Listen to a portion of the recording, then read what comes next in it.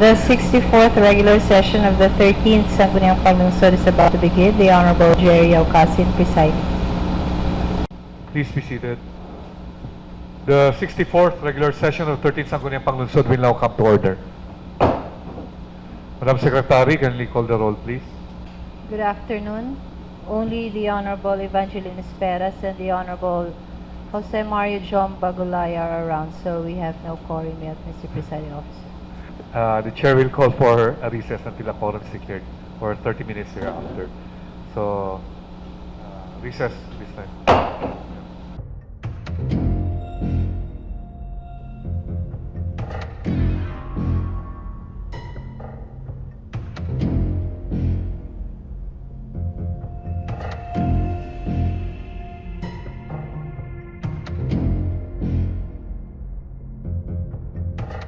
Manuel Domingo, Honorable Evangeline Esperas, Honorable Rachel Erica Pineda, Honorable Aurora Amy Grafil, Honorable Raisa Villasin, Honorable Jose Mario John Bagulaya, and Honorable Eden Pineda. Mr. Presiding Officer. Quorum declared.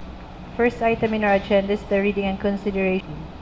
In the absence, Honorable Eden Chua Pineda to lead us in this afternoon, sir. Every member of this body has been furnished copies of the minutes held last April 4, 2018 of this regular session. I move to dispense with the reading of the said minutes. There is a motion to dispense with the reading of the full text of the minutes conducted last April 4, 2018 regular session. The motion is seconded by Honorable Domingo, Honorable Frederick Chua. Any discussion? Any objection? There being none, the motion is carried and approved. As a corollary motion, I move for the adoption. There is a motion now to adopt the said minutes of the regular session conducted last April 4, 2018. The motion is seconded by Honorable Frederick Chua, Honorable Domingo. Any corrections, please? Any objection? There being none, the motion is carried and approved. Matters for referral to committees are 2018-13 Castaño for a franchise to operate an internet cafe, the Isotonic Internet Cafe, located at 44 Independencia Street, Tacloban City, to be referred to the Committee on Games and Entertainment, including those of Eduardo Hiva and Dailin M. Pestaño. We have 5 items to be referred to the Committee on Laws, Rules, and Privileges and the Committee on Barangay Affairs. Agenda 2018 to 2013-636, Barangay Ordinance 2017-1, Series of 2017, and Ordinance regulating the posting of any types of advertising materials within the jurisdiction of Barangay 81 Marasbaras, Tacloban City, and providing fees and penalties thereof. R 2018-13-637, Barangay Ordinance Number 2017-2, Series of 2017, an ordinance regulating the entry of heavy equipment vehicles in all barangay road of Barangay 81 Marasbaras, Tacloban City, and providing fees and penalties thereof.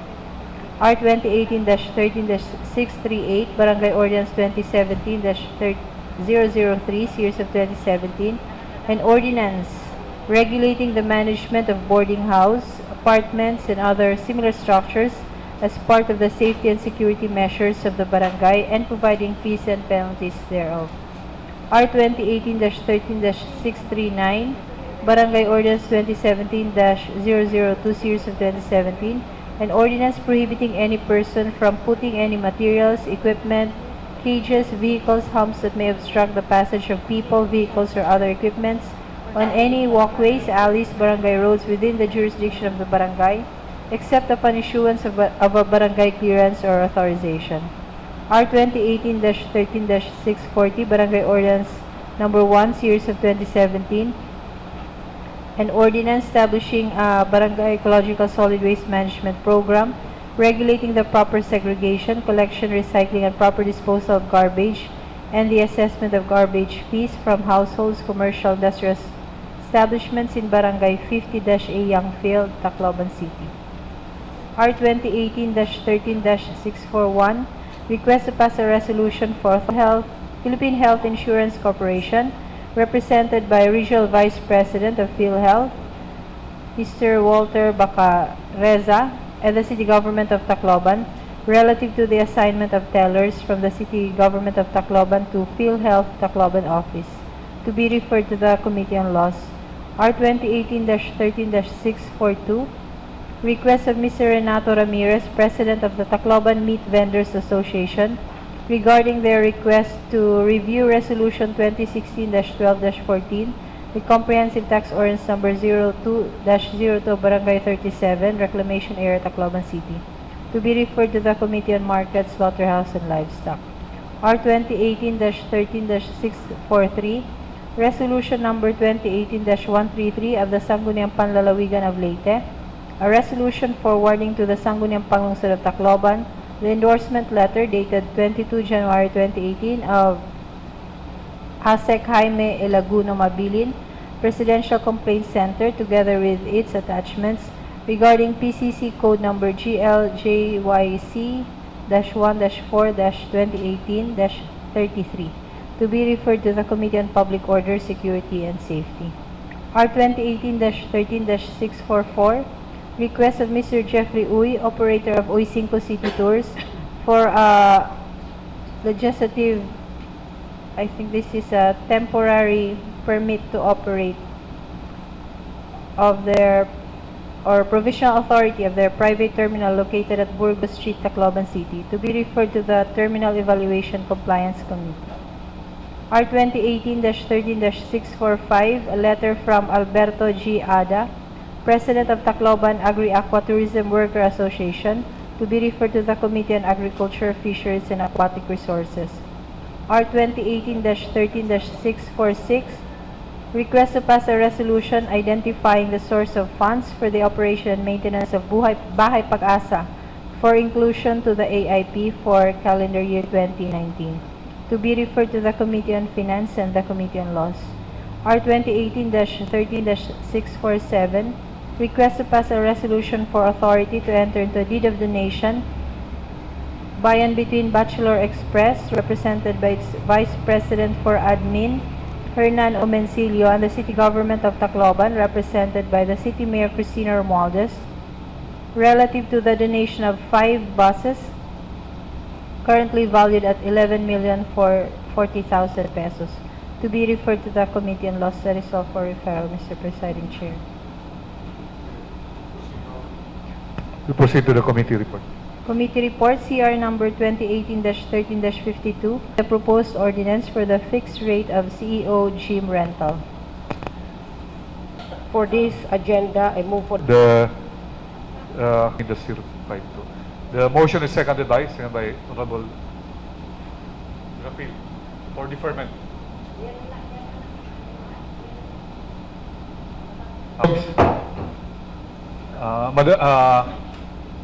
Madam Floor? For agenda 2018-13-052, this committee, since the chairman of this committee is absent, this was referred to Honorable Raisa Villasin. So may we request for Honorable Raisa Villasin to be acknowledged. So Honorable Villasin is acknowledged. At the same time, the previous motion is withdrawn. Yeah. Honorable Villasin. I report on the committee hearing conducted with the Committee on Laws, Rules, and Privileges regarding the proposed ordinance for the fixed rate of CEO gym rental. I move to dispense with the reading of the full text of the committee report. There is a motion to dispense. The motion is seconded by Honorable Bagulaya and Honorable Garfield. Any discussion? Discussion? We'll dispense with the reading. Just listen. So, any discussion and objection? There being none, the motion is carried approved. As a corollary motion, I move the report. There is a motion to adopt the said committee report. The motion is seconded by Honorable Domingo and Honorable Garfield. Discussion, Honorable Esperas. Thank you, Mr. Presiding Officer. If you will peruse the committee report, it seems that there are 2 ordinances reported on. Yes. So which one are we tackling this afternoon? Are we treating the proposed ordinance fixing the rental rate of the Plaza Rizal and the Baluan Park of the City Government of Tacloban, and another ordinance which is a proposed ordinance fixing the rental rate of the CEO gym of the City Government of Tacloban and for other purposes. Because the committee report is on two ordinances, and the agenda says we are to hear a report on the committee on the proposed ordinance for the fixed rate of CEO gym rental. The proponent. Actually, the committee report does it really says that for the two ordinances, because both ordinances were discussed during the committee hearing. However, the recommendations for the two ordinances are different. If you're going to read the committee report, both ordinances were discussed during the same committee hearing, because both ordinances were upon the request of the city treasurer. The Honorable Speras. We should be clear and definite on the report, on which committee report we are supposed to treat this afternoon in accordance with the agenda. Actually, So if it is CEO gym rental, then let's have that part of the committee report be reported, because we will have another session for the other ordinance, which is for the Baluan Park. It's not kasi part of the agenda.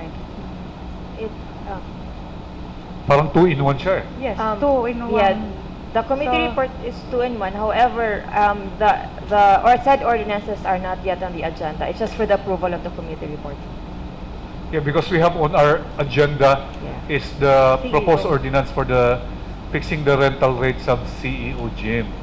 So now, upon the body, would it be better that we, for each proposed ordinance, or do we approve the committee report for both proposed ordinances? It would be, I would suggest, I just to separate. Honorable Speras as well, is to make a separate committee report, although the committee hearing was conducted for both yes. proposed ordinances, but in the committee report probably To it separate. will be better if to separate it. Since, So you will- 1 minute recess please.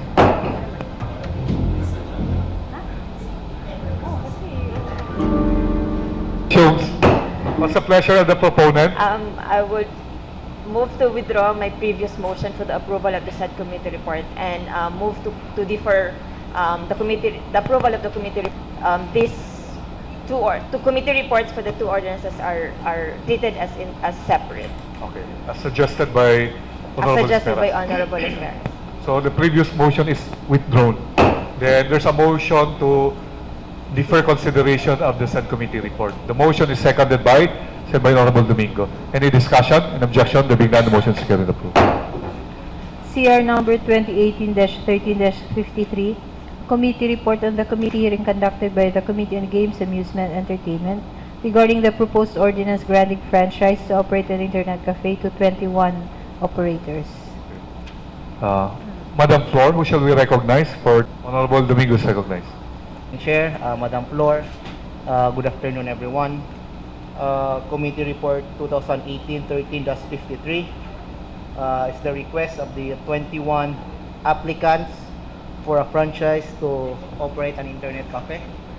And considering that all members have been furnished copy of the said committee report, Mr. Presiding Chair, I move to dispense with the reading. There is a motion to dispense with the reading of the committee report. The motion seconded by Honorable Frederick Chua. Any discussion? In objection, there being none, the motion is carried and approved. The approval of the said committee report. There's a motion now to approve and adopt the said committee report. The motion is seconded by Honorable Frederick Chua. Any discussion? In objection, there being none, the motion is carried and approved. Calendar for business. Request to pass a resolution for authority to enter into a memorandum of agreement by and between the City Government of Tacloban and the Sangyao Foundation represented by its President, Lourdes Anido, relative to the Tacloban City Sangyao Festival. There's a motion to defer consideration of agenda by sent by Honorable Domingo. Any discussion? In objection, there being none, the motion is carried and approved. Business for the day, Agenda 13-rate of CEO Gym Rental for second reading. Agenda 13-492. I move for deferment. There's a motion to defer consideration of agenda 13-42, considering that no committee report was adopted by this august body. So the motion is seconded by Honorable Domingo, Honorable Frederick Chua. Any discussion? In objection, there being none, the motion is carried and approved. We have 8 items for the Committee on Laws 2017, a Barangay 108 Tagpuro, an ordinance establishing a Barangay Ecological Solid Waste Management Program. Agenda 13-494, Barangay Ordinance 108 Tagpuro, an ordinance declaring the mangrove forest within the jurisdiction of Barangay 108 Tagpuro, Tacloban City as protected area and providing for penalties for their intentional destruction. Agenda 13-495, request to pass a resolution for authority to enter into a memorandum of agreement for work immersion partnership by and between the Tacloban City Standalone 1 Senior High School, represented by its Principal 2, Dr. Maria Delia Soria, the City Government of Tacloban, relative to the implementation of the DepEd Senior High School curriculum. Agenda 13-496, request of the City Mayor regarding the letter of the Origins and Revolution production pertaining to their request for tax exemption from amusement tax for their 6th annual music festival in Tacloban City with the theme Dreamland Tacloban 2018. Agenda 13-497, request to pass a resolution for authority to enter into a memorandum of agreement by and between SOS Children's Village Tacloban Incorporated and the City Government of Tacloban to provide skills training to chosen participants through the Comprehensive Livelihood Economic Program of CLEP. Agenda 13-498, request to pass a resolution for authority to enter into a memorandum of agreement by and between the DOH Regional Office 8, represented by Director Minerva Molon, and the City Government of Tacloban, relative to the implementation of the Integrated Clinic Information System. Agenda 13-499, request to pass a resolution for authority to enter into a memorandum of agreement by and between Plan International Incorporated, represented by its Country Director, Dennis O'Brien, and the Local Government Unit of Tacloban, relative to the implementation of the Child Protection Program, particularly the Collaborative Action Against Trafficking in Persons project. And Agenda 13-500, a letter from Mr. Nestor Abrematea, publisher of the Tacloban Star, regarding the proposed ordinance fixing the rental rate of the Plaza Rizal and the Baluan Park. Before we proceed, can we have a 2-minute recess?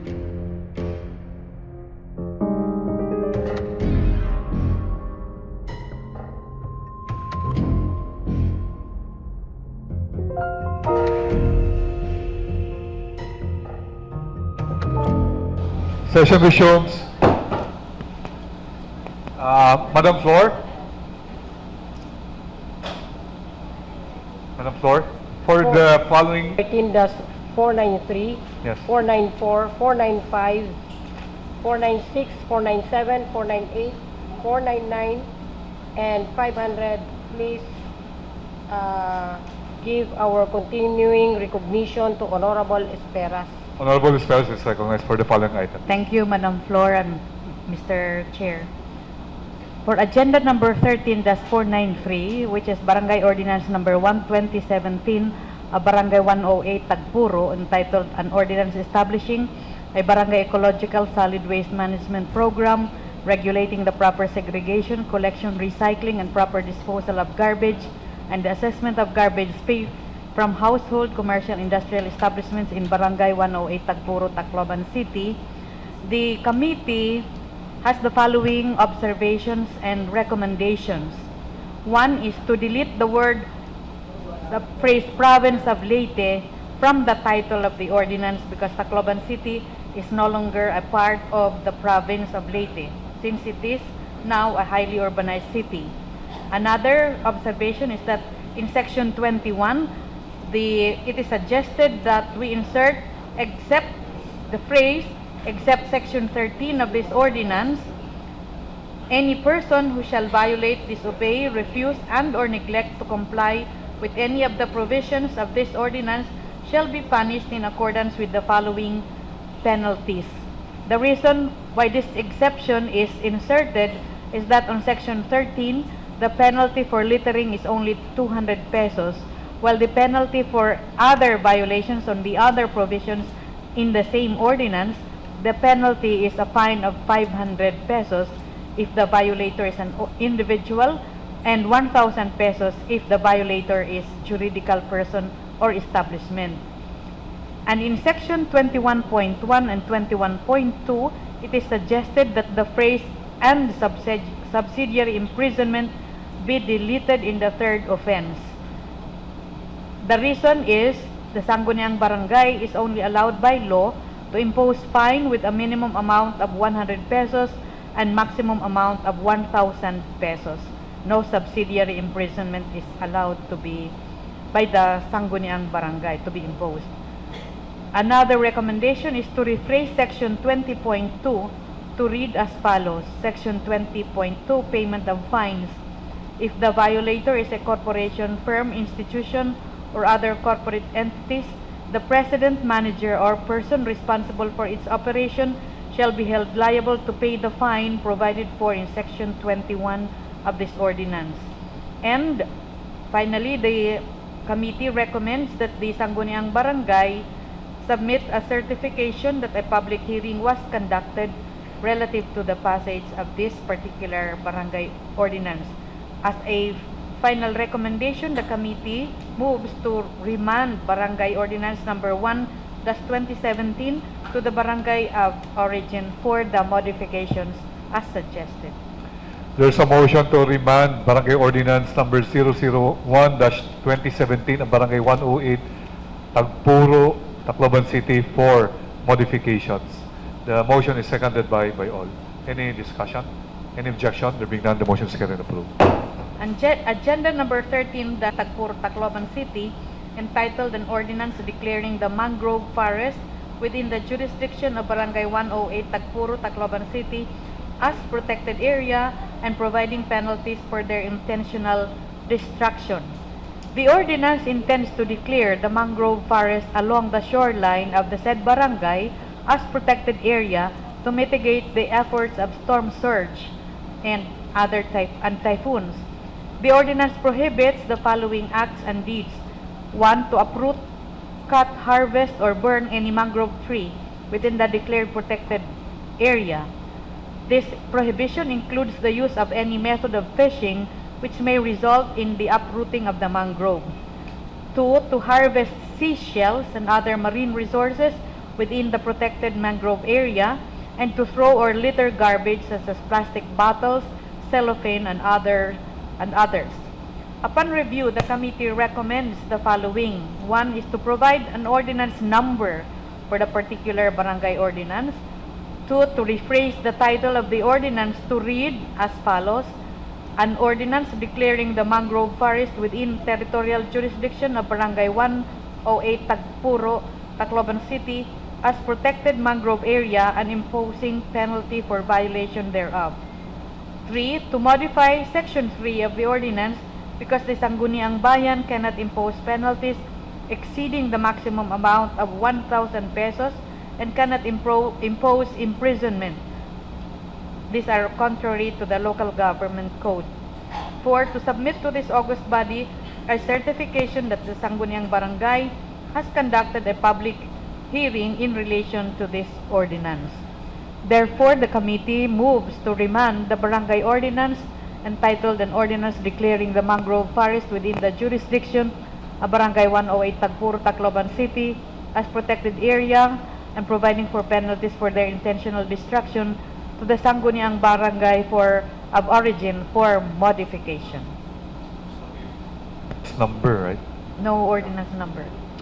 There's a motion to remand Barangay Ordinance Barangay 108 Tagpuro, Tacloban City entitled an ordinance declaring the mangrove forest within the jurisdiction of Barangay 108 Tagpuro, Tacloban City as protected area and providing for penalties for their intentional destruction. The motion is seconded by all. Any discussion? Discussion, Honorable Edward Perichua. Thank you, Mr. President. From the proponent, are we then saying that it is within the powers of the barangay to legislate on mangrove forests, considering that these are technically in the water, and therefore to what extent from the shore these powers of the barangay to legislate reach? I suppose the mangrove forest that is found within the barangay, the distance from the shore, the mangrove forest is located. But since they are adjacent, or it is the barangay that is within the reach of the mangrove forest, within the foreshores of the barangay, so it may declare that particular mangrove forest to be a protected area. But as a whole, I think we already have such some declaration of mangrove forests to be declared as protected areas in the city of Tacloban. So thank you, Your Honor. I just wanted to ask for information also of the other barangays which are along the shore, They may also. because they may also wish to pass similar types of ordinances. Yes. Thank you, Your Honor. That was To strengthen their environmental committee and their responsibility towards environment. I think it would be best if they can be more specific as to the actual location. What comprises the mangrove area under their jurisdiction. Kasi example ha, barangay Tagigtik, may Burayan, Dida, Las Paraiso, they're fighting over the control of that mangrove area. Any further discussions? Any objection? There being none, the motion is carried and approved. Mr. Presiding Officer, agenda number 13-495 is a request to pass Mayor Cristina G. Romualdez to enter into a memorandum of agreement for work immersion partnership between the city, standalone, one senior high, represented by its principal to Dr. Maria Delia E. Soria, and the city government of Tacloban relative to the implementation of the Department of Education senior high school curriculum.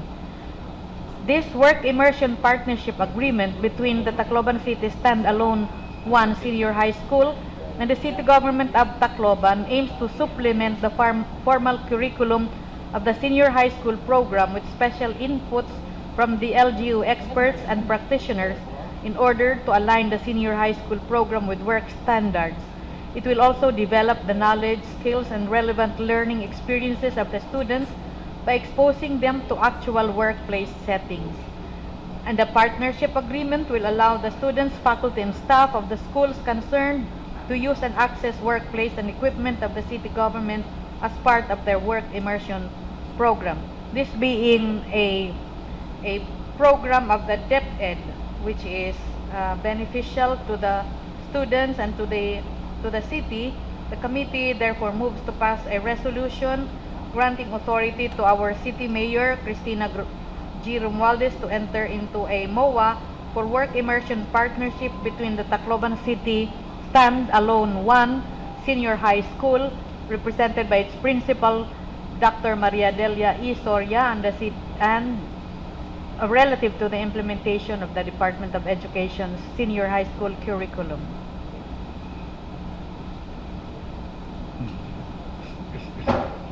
Can the Sanggunian suggest a better name for the school probably? Anyhow, there is a motion to City Stand-Alone. there is a motion to pass a resolution granting authority to the city mayor, Honorable Cristina G. Romualdez, to enter into memorandum of agreement for work immersion partnership with Tacloban City Stand-Alone 1 Senior High School, represented by its principal, Dr. Maria Delia E. Soria, relative to the implementation of the Department of Education Senior High School curriculum. The motion is seconded by all. Any discussion? Any objection? There being none, the motion is approved. Agenda number 13-496 is a letter from the Originals Club and Revolution Production requesting for tax exemption from amusement tax for their 6th annual music festival in Tacloban City with the theme Dreamland Tacloban 2018. Now, the chair of the Committee on Laws, Rules, and Privileges is favorably recommending that we give a tax exemption, full tax exemption to this, what's this?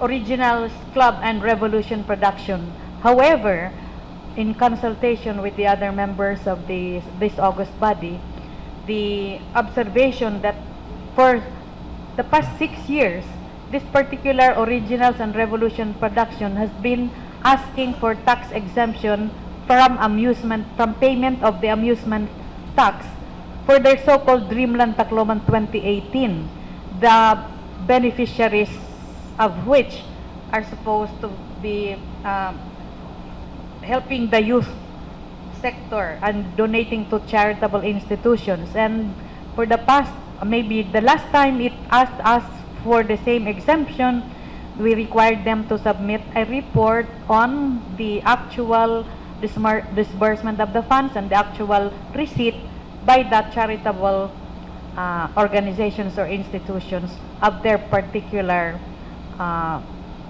music festival, and until now there has been no report submitted. In view thereof, this particular representation will have to move to defer consideration of this particular agenda with the observations coming from the members of the august body to be put on record.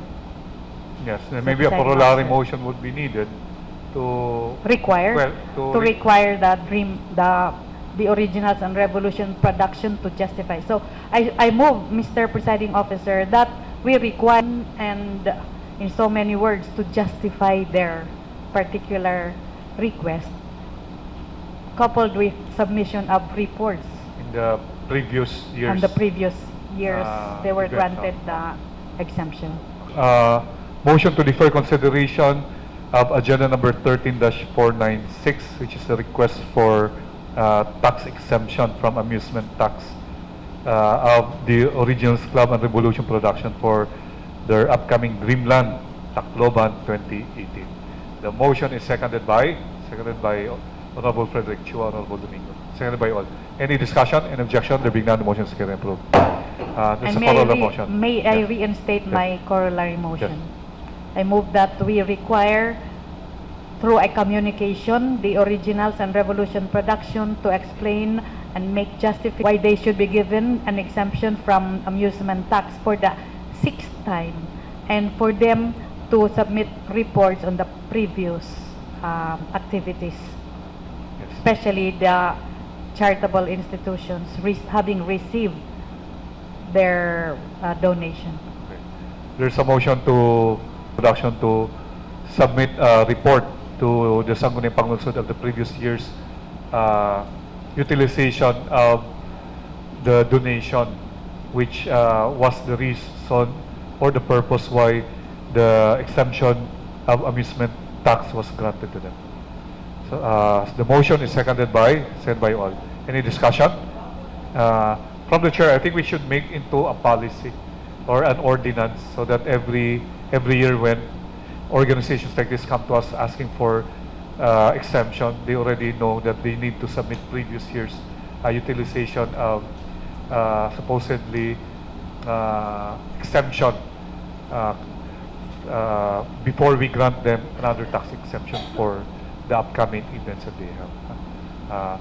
So any further discussions? Any objection? There being none, the motion is approved. So we'll ask the Sangguniang Secretariat to write them a letter asking them to submit to the august body report of the usage of the donations or the exemption from amusement tax, which in their request letter they stated that they will give it to charitable. Number 13-497 involves the SOS Children's Village Tacloban Incorporated. Mr. Presiding Officer, may we, I would waive to the Honorable Villasin to report on this, I being a president of the SOS board. Yes. We will, Madam Floor will recognize Honorable Villasin. Please recognize Honorable Raisa Villasin for this agenda 13-497. Honorable Villasin is recognized for this item.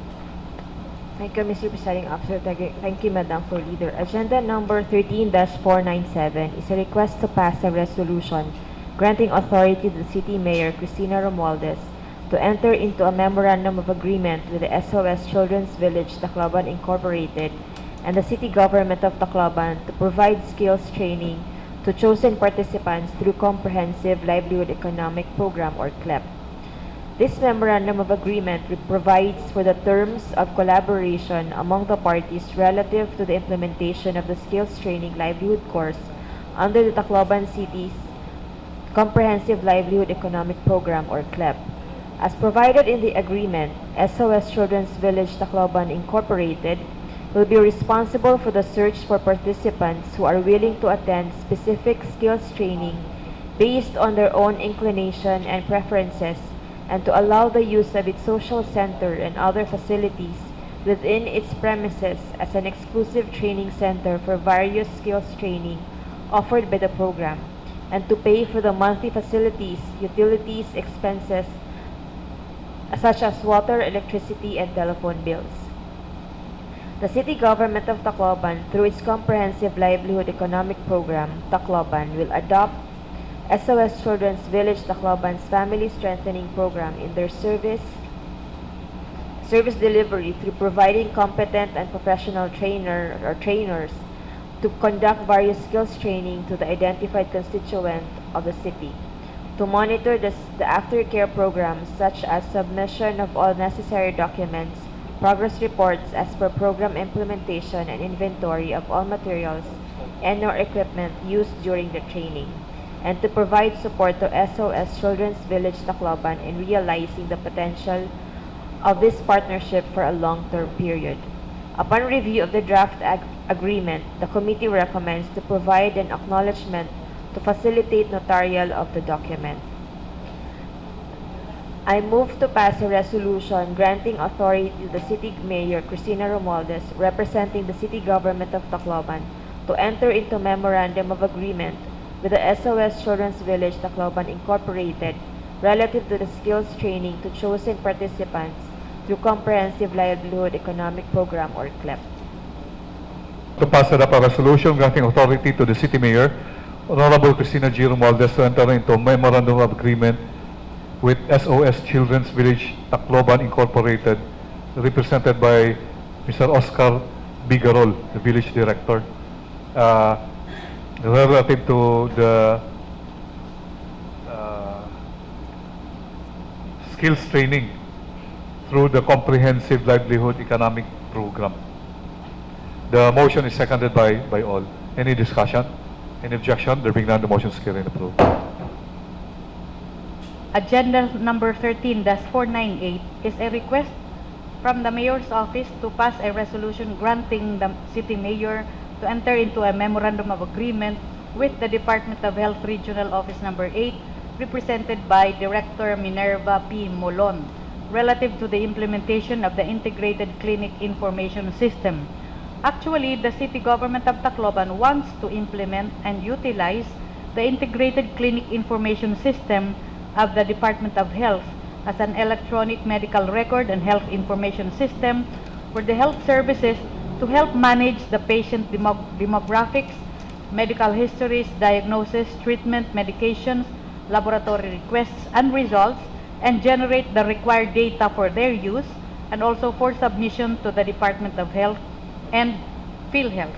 The DOH will assist the city government in the installation and access to the Integrated Clinic Information System by providing resources such as system installer, version updates, and soft copy of the software operation manual, and provide training for the technical staff of the City Government of Tacloban on how to use, manage, and troubleshoot the system, as well as to conduct monitoring an evaluation on the performance of the system. The city government of Tacloban, on the other hand, agrees not to disclose, release, distribute, or disseminate or sell the integrated clinic information system or allow others to obtain such copies from the system for any purpose other than that permitted by the DOH or as required by law, and to designate at least 2 personnel that will be responsible in promptly entering and uploading the data, managing the system and backup data, and submitting the required data and statistical reports to the DOH and PhilHealth on a regular basis.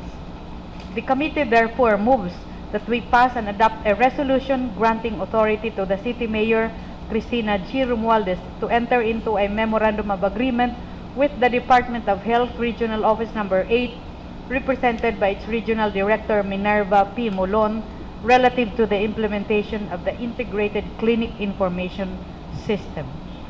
There's a motion to pass a resolution granting authority to the City Mayor with the Department of Health Regional Office 8, represented by its Director Dr. Minerva P. Molon, relative to the implementation of the Integrated Clinic Information System. The motion is seconded by all. Any discussion? Discussion, Honorable Shua. Thank you, Mr. Presiding Officer, for information again. May we inquire from the proponent if the system will be implemented citywide, or is it just with City Hospital or City Health Office? City Hospital. So, City Hospital, I think, because it's more or less, it is in that particular department that has patients, that has demographies, records. But I think if we can also apply it to the City Health Office, provided we have patients. and in maybe that one. also the health centers, And the which are different health supposed to centers. be equipped with IT equipment. Yes, I suppose so. All the barangay health units may also use this one. I'm not really sure, but it can be, it may be done. Is it allowed by the MOA? Doesn't say so. But we can always ask the Department of Health That's all to for my expand questions, it Your to Honor. barangay health units. Thank you. Thank you. Yeah. I think this would be helpful. Kasi the problem with Yes. the NBI lab is for the processing of the almost 3,000 remains in the mass grave is we don't have a comprehensive integrated dental data of every citizen. Kasi kung may dala kita dental records of every citizen and those are collated and copies here to NBI, malaksi nga yung pag-cross-match nila to the identity of the person. Yan naman good. The DNA costs like 20,000 pesos for each person.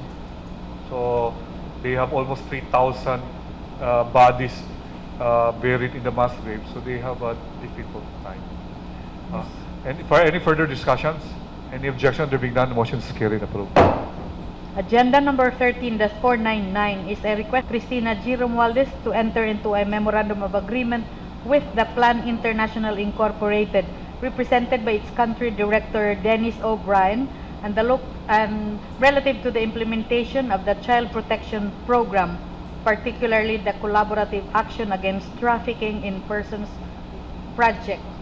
Now, under the agreement, the Plan International will complement the available human, logistical, and financial resources of the city government of Tacloban and the partner communities or barangays in the city in order to establish and maintain community-managed responses and mechanisms to cases of child abuse, child trafficking, violence, and exploitation.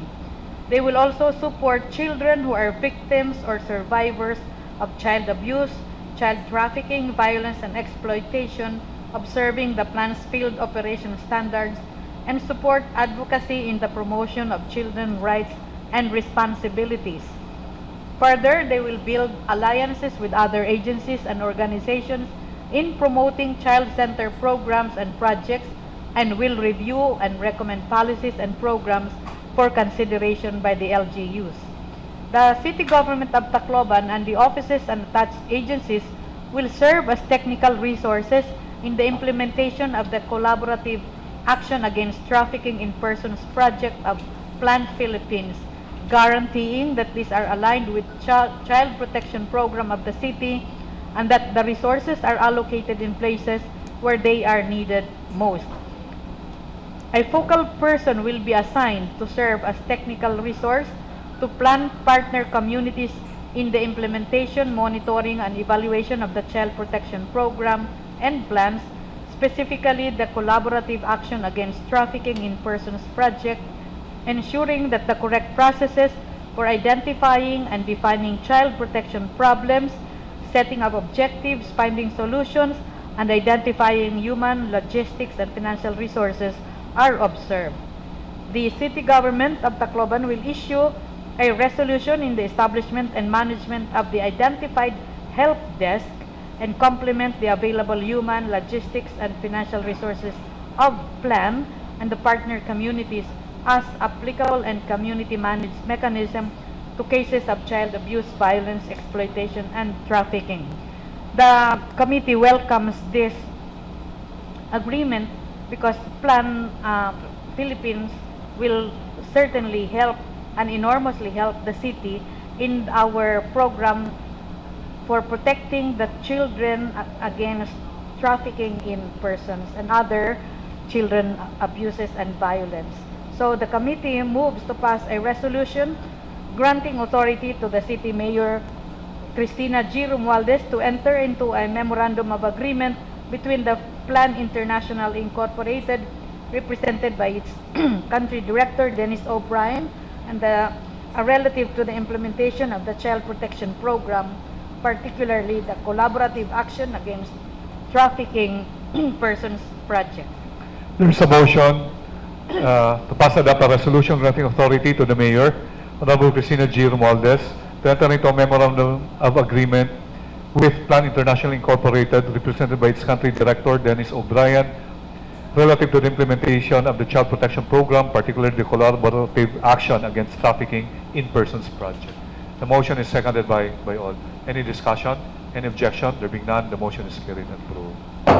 Agenda number 13-500 is Ella Matea, publisher of the Tacloban Star, regarding the proposed ordinance fixing the rental rate of the Plaza Rizal and the Baluan Park of Tacloban City.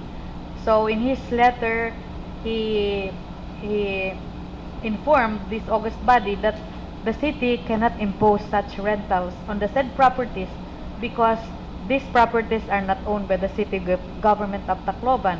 According to him, Rizal Park is owned by the Roman Catholic Archdiocese of Palo, Incorporated, and Santo Niño, and the same cannot be subject of commerce of men, as it was established to honor Dr. Jose Rizal, our national hero. Baluan Park, on the other hand, is owned, according to him, by the provincial government of Leyte.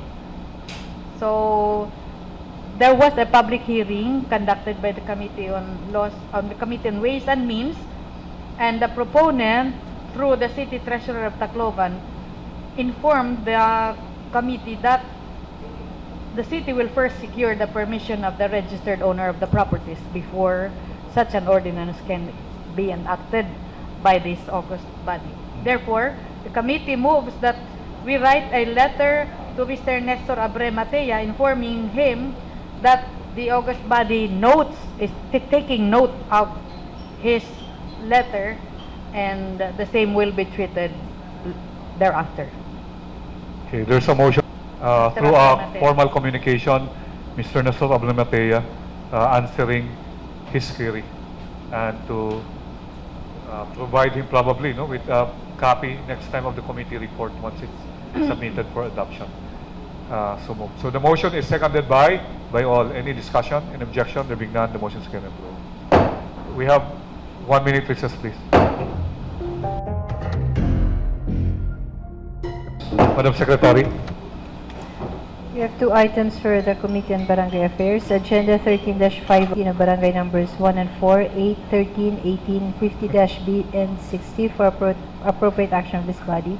And Agenda 13-502, Supplemental Budget for Calendar Year 2017 of Barangay Numbers 21-8, 24, 79, 91, 107, and 110, also for appropriate action of this body. For the approval of the annual budget for fiscal year 2018 of Barangay number 1 and 4, 8, 13, 18, 50-B, and 60. There is a motion to approve the annual Barangay 8, Barangay 13, Barangay 18, Barangay 50-B, as well as Barangay 60. The motion is seconded by all. Any discussion? Any objection? There being none, the motion is approved. For the Local Finance Committee, I move for the approval of the supplemental budget for calendar year 2017 of Barangay numbers 21-8, 24, 79, 91, 107, and 110. Barangay 21-8, 24, 79, 91, 107, as well as Barangay 110. The motion is seconded by all. Any discussion? Any objection? There being none, the motion is approved. Agenda 13-503, approve Internet Cafe to the following: COG Internet Cafe, Megan Internet Cafe, Ella's Internet Cafe, Tony and M's Pisonet, Liza Celans Internet Cafe, Brent and Nick's Underground Gamers Net Cafe, Jeshel Net Cafe, PPFF Gaming Hub, Bay Bite Surfing and Games, SDOB Gaming Station, 2R and 4J Internet Cafe, 2R and 4J Internet Cafe, Computer Run CyberQuest Internet Cafe, John Wayne Internet Cafe, Belsky Internet Chat and Games, Chris Andre Internet Cafe, Congo Internet Cafe, Lolel's Internet Cafe, Neon Internet Cafe, Kev's Internet Cafe, and Billy Nasi Internet Cafe. For second and third reading, sponsored by Honorable Victor Emmanuel Domingo. Madam Flor, shall we recognize for this item? For this agenda, please recognize. Recognize. Thank you, Mr. Presiding Chair. Again, good afternoon, everyone.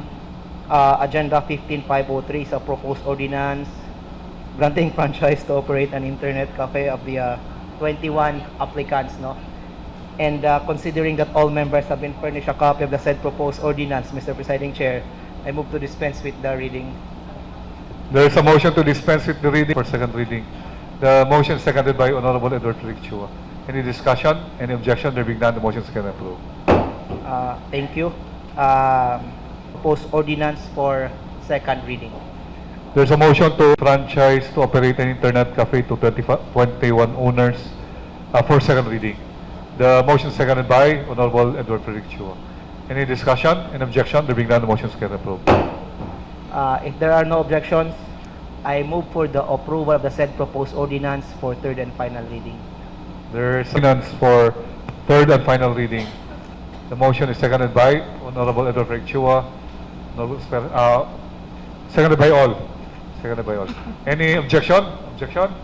There being none, the motion is approved. We have two announcements.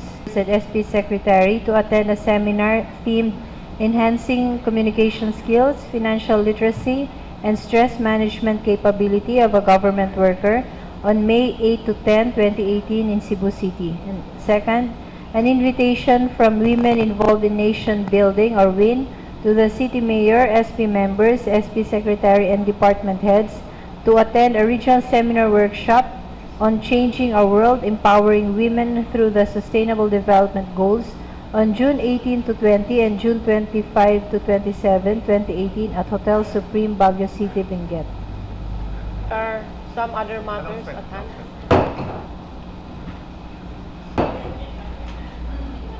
For Agenda 01, I move to pass a resolution to grant travel order to the City Vice Mayor, SP members, and SP Secretary to attend a seminar themed Enhancing Communication Skills, Financial Literacy, and Stress Management Capability of a Government Worker on May 8 to 10, 2018 in Cebu City. City Mayor, Honorable Cristina G. Romualdez, to grant travel order to City Vice Mayor, SP members, and SP Secretary to attend the seminar theme Enhancing Communication Skills, Financial Literacy, and Stress Management Capability of a Government Worker on May 8 to 10, 2018 in Cebu City. The motion is seconded by all. Any discussion? Any objection? There being none, the motion is carried approved. I move to pass a resolution to grant travel order to the city vice mayor, SP members, SP secretary, and department heads to attend a regional seminar workshop on changing our world, empowering women through the Sustainable Development Goals on June 18 to 20 and June 25 to 27, 2018 at Hotel Supreme, Baguio City, Benguet.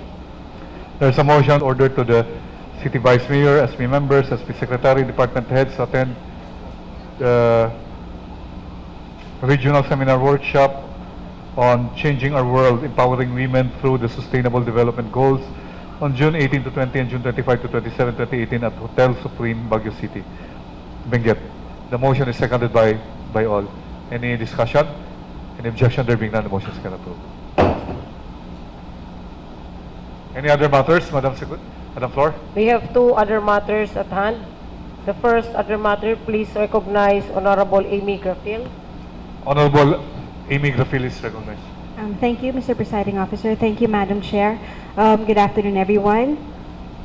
I am in receipt of a letter from the Leyte Kalipayan Dance Troupe regarding the request for financial assistance. The Leyte Kalipayan Dance Troupe is a cultural ambassador of the Philippines, and to continue its noble motion, this July and August 2018, the dance troupe will be on another cultural mission to the west coast of United States of America. This is going to be their third visit. Their first visit was in 1965 during the time of the President Diosdado Macapagal. Then the last 10 months tour in 1982 during the state visit of then President Ferdinand D. Marcos, where the Leyte Kalipayan was sent as advance party doing massive cultural campaign in the United States and Mexico. Having lost everything to Yolanda, the Leyte Kalipayan is asking for support from the city government, specifically for their costumes and their domestic fare, which will amount to 262,600 pesos. If my motion is in order, I move to pass a resolution favorably endorsing the said letter request to the local finance committee for appropriate action. Thank you very much. Endorsing favorably the request letter coming from the Leyte Kalipayan Dance Company. Yeah. Headed by, who's the head now? Melissa Montilla. Headed by Miss Melissa Montilla to the local finance committee for appropriate action. The motion is seconded by all. Any discussion? Any objection? There being none, the motion is carried and approved. Is Honorable John Bagulaya. Honorable Bagulaya is recognized. And good afternoon, everyone. So, last March, before the Holy Week break, the Committee on Gender and Development was invited by Oxfam to the unpaid care work of women. So, according to the Oxfam, or the general definition of unpaid care work, it includes the production of goods and services in a household or community that are not sold on a market. And unpaid care work in the household includes domestic work such as cooking, cleaning, washing, and water collection, specifically in our resettlement areas right now, because Oxfam conducted a study in our resettlement areas in the north on women, mothers, and young girls. So the study, which they will release in the next few weeks to the city, because this was also attended by other department heads by the city and also a representative of the city mayor, because they are encouraging the city to make or to recognize the unpaid care work of women. So to put everything in context, the whole idea of unpaid care work is that even if you are a professional, if you are a professional woman, when you go home, you are still expected to be the primary caregiver or homemaker. So this idea is a barrier. So the unpaid care work remains a barrier to reaching gender equality, as it reinforces gender stereotypes. It's hard to quantify the unpaid care work. It's really difficult to quantify on the economic side of unpaid care work. So, so today I, as a move for the city to become or to participate in this development and to lessen the barriers to achieve gender equality, I would like to pass a resolution addressed to the gender and development focal person, to our GAD focal person to... In the city government? The GAD focal person in the city or yes, the GAD focal person. in the city government? Yes, under the city population City population.